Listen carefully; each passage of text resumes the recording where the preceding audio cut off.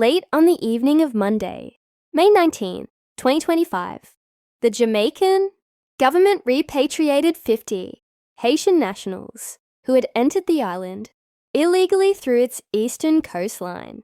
The deportation took place under tight security at the Jamaica Defense Force, JDF, Coast Guard base at Boundbrook Wharf in Port Antonio, Portland.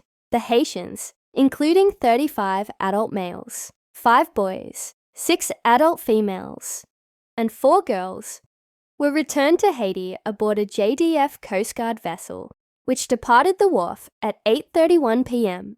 The operation was the latest in a series of similar deportations, carried out in response to a growing number of undocumented Haitian migrants arriving in Jamaica by sea. These migrants are often fleeing dire political, economic, and humanitarian conditions back home. However, the Jamaican government's swift handling of the situation, especially the lack of formal hearings or due process in some cases, has sparked a wave of criticism from human rights organizations and refugee advocates both locally and internationally. A growing trend of Haitian migration. Since July 2023, Jamaica has seen an increase in the number of Haitian migrants arriving illegally, primarily along the eastern coast, in parishes like Portland and St. Thomas.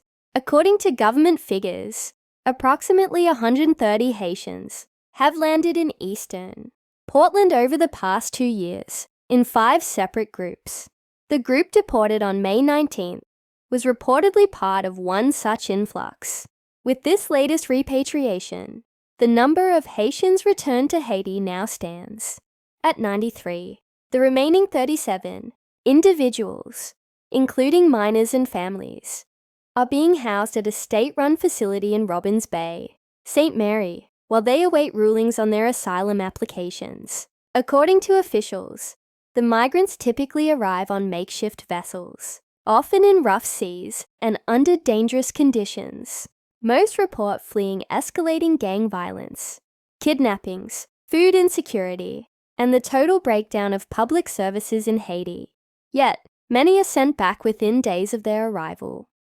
Government stance and legal framework. In a statement following the repatriation, the Ministry of National Security defended its actions, stressing that Jamaica is not a signatory to the 1951 United Nations Convention relating to the status of refugees, or its 1967 protocol.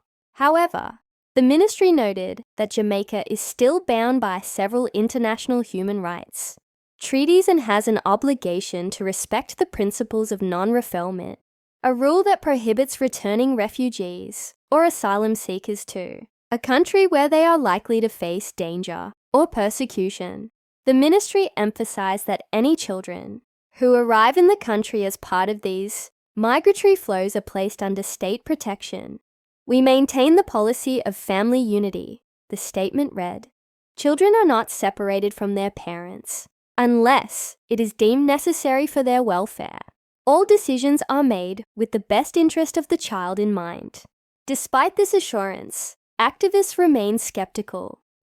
Criticism from human rights groups, local advocacy organizations, including Jamaicans for Justice, JFJ, and Freedom Imaginaries, have publicly condemned the Jamaican government's approach. They argue that migrants are often denied the opportunity to apply for asylum or seek legal representation before being repatriated. In a recent press release, JFJ expressed grave concern that the Haitian migrants were not given proper access to legal recourse. The mass deportation of these individuals without individualized assessments of their claims may violate Jamaica's obligations under customary international law and the inter-American human rights system.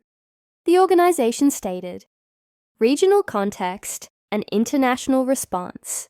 The Haitian crisis has placed enormous pressure on the Caribbean region.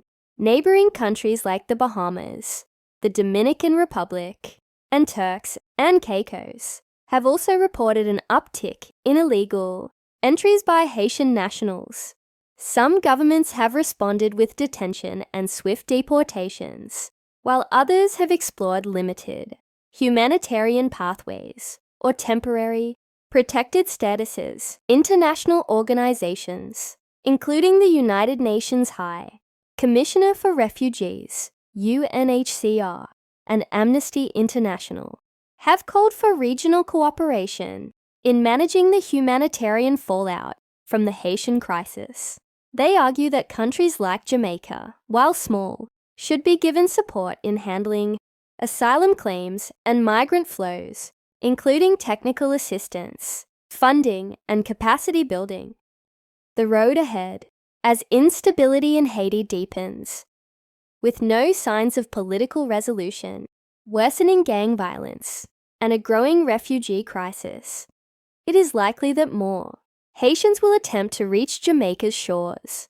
This places the Jamaican government in a difficult position, balancing national security and public resources with the ethical and legal obligations to protect vulnerable individuals fleeing for their lives. In the absence of a comprehensive refugee framework, Jamaica must rely on ad hoc solutions and discretionary policies that often leave room for criticism. For now, the 50 individuals sent back on May 19th represent not just a logistical exercise in immigration control, but a flashpoint in a broader debate about human rights, migration, and regional solidarity in the Caribbean.